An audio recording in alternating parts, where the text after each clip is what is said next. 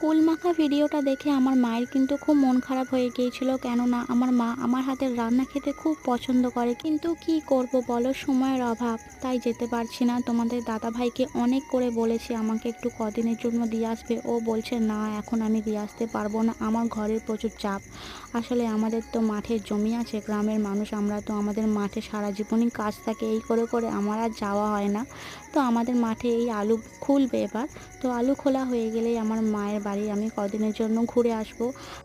কিন্তু তোমরা যাই বলো বন্ধুরা, বাপের বাড়ি কিন্তু বিয়ের আগেই খুব ভালো, কিন্তু বিয়ের পরে বাপের বাড়িটা কিন্তু পরপরই একটু মনে হয় কীরম যেন কুটুম কুটুম নিজেকে মনে হয়, আত্মীয়র মতো ব্যবহার করে অনেকে, এবং মানে বেশি একটু স্পেশালভাবে যত্ন করে। কিন্তু আমার বাপের বাড়ি যেতে খুব ভালো লাগে। আর আমার মতো তোমাদের কার কার বাপের বাড়ি যেতে ভালো লাগে তোমরা কিন্তু কমেন্টে জানিও। আর আমি বাপের বাড়ি গেলে কিন্তু একটা খালি ব্যাগ নিয়ে যাই, আর ভর্তি